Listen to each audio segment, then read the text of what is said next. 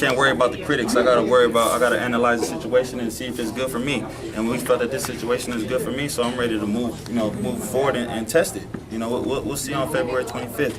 But I know in my heart, and I know, because it's tested time again right here in this gym. And I know for sure, man. I know how I am in the ring.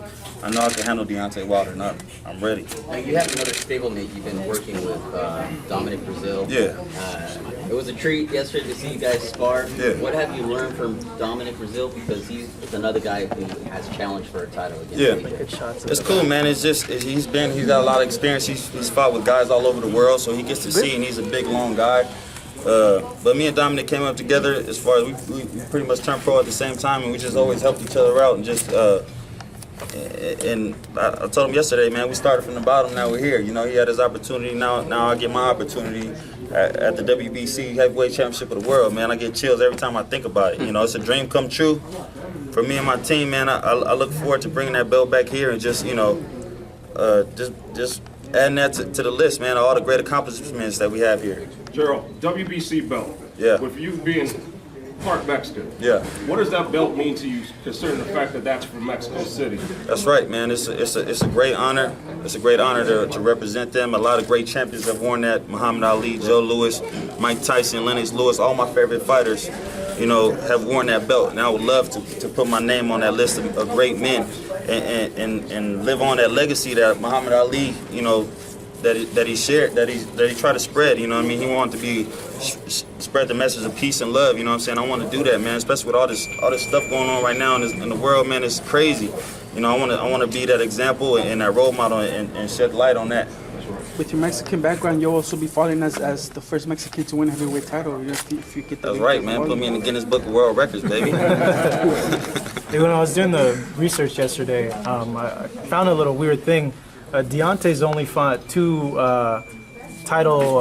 previous title contenders, and they're making a lot of noise about, like, well, Gerald's only 18-0, Deontay's 37-0, but you've fought the same amount of title contenders that he's fought. Yeah, man, that's the great part about us, man. We're not scared to take a risk. We're not scared to face the challenge. We know we put in the work. Give us a certain amount of time. He said, give us a month, and we could be ready for anybody.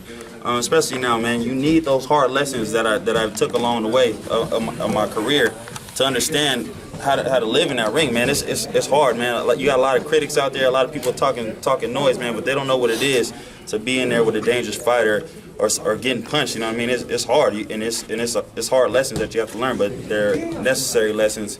And I've taken enough lessons now to be prepared for this moment. Gerald, you're one of the most athletic heavyweights in the world, arguably of all time.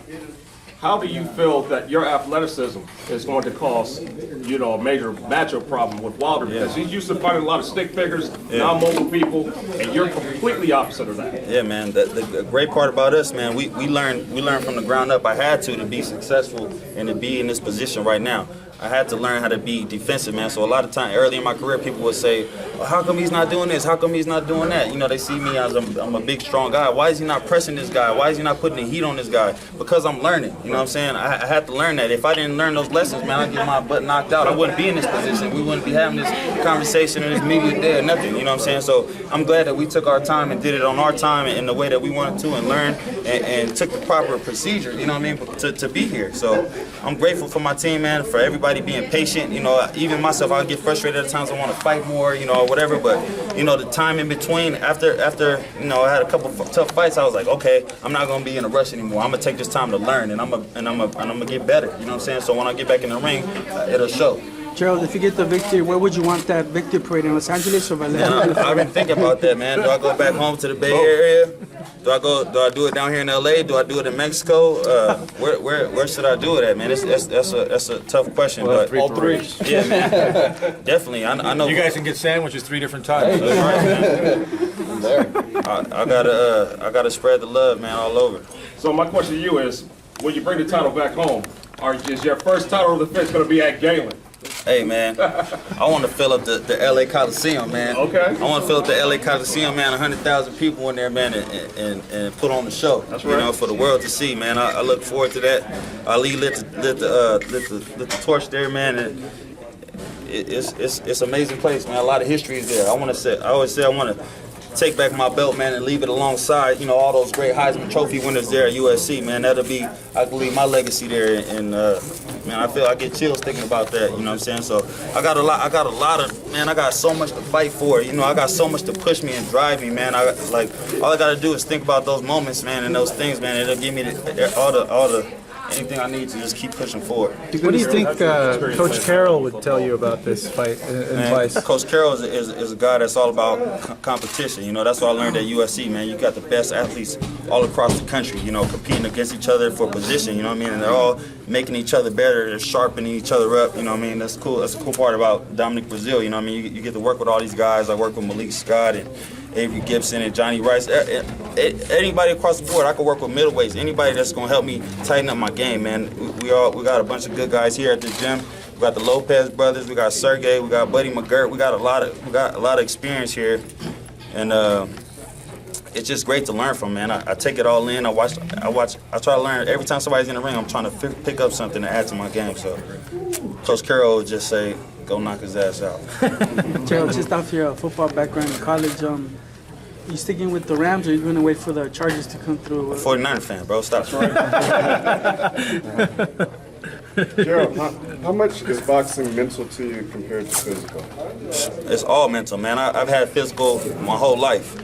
And boxing is the toughest sport, man. If you don't understand the mental aspect of boxing, you're not gonna make it far at all, man. That's what people think. Oh, go run 10 miles, go do this, go do that. No, it ain't about that. You got the sloppiest guy that can do 12 rounds because his mental game is strong. And then you got the guy that looks like in a dance, man, and he just can't do it. Why? Because his mental game is weak. You know what I mean? A lot of guys that that got the one punch knockout power, they're weak mentally. We don't got that with Deontay Wilder, man. He's a tough dude, man. He brings it all the way, man. And he's a real competitor. You know what I'm saying? When he's down tough, he's gonna fight back, man. But I look forward to that too, because I like to compete too, man. I like to scrap too. But now I got all the proper tools that I need to get in there and mix it up with him. Before, you know, it might have been a toss-up, but now I'm gonna come in there clean, man, and I'm gonna show you, man. I'm gonna shock the world. What do you make of the way Charles Martin has come along after the loss to Joshua? Yeah. If you're aware, what do you make of his somewhat of a mental collapse? It seems, I don't want to say it is. I don't know, man. I don't know what's going on, man. He's showing me nothing but love, you know what I'm saying? And I came up with him too, man. So much love and respect to him. As long as he's happy, man, and he's living his life the way he wants to, that's all that matters to me. You know what I'm saying? I don't know all the details of anything, and I don't want to put any judgment from the outside looking in without having a real conversation with him. I don't know what's going on. So, yeah. Any thoughts on the Klitschko versus AJ fight? And if victorious, do you want the winner of that fight? Of course, man. That's what I want to do. I want to fight the best. You know, I want to fight the best. I look forward. I called it. I said I want to win the title from Deontay Wilder. Then I want to go over there and fight and face Anthony Joshua.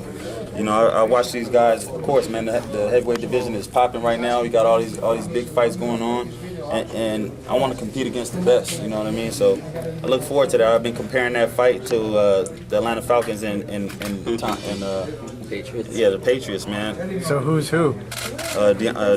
Anthony Joshua is the Atlanta Falcons, man. He's young, strong, fast. You might get the early knockout, man, but you got to be careful if you let Klitschko stay in the game too long, man. You might pull the Tom Brady and come back and upset you at the end. And what makes you so much better than Deontay Wilder? I'm not worried about Deontay Wilder. I'm worried about me, man. As long as my game is tight, you guys are gonna see. You know, as long as I'm the best me that I could be that night, then I'm gonna be victorious. I'm not worried about what Deontay Wilder has. I'm not worried about his power. I'm not worried about his length, his height, none of that. You know what I'm saying? His 37 wins, his 36 knockouts. I'm not worried about none of that. I'm gonna take care of my business. I know what my job is and what my goal is, and that's it. And I put my head down and get to work. You know, and at the end of the night, man, that's all I can do. With that being said, Deontay is kind of a showboat in the ring. Yeah. And I think that's because of people that he's fought. Well, if he showboats with me, I'm gonna hit him in his mouth. There we go. And it's gonna stop real quick. You know, he's gonna take me serious real fast. It's not gonna take long to say, all right, just do this for real. You know what I mean? Because I am real and I'm coming.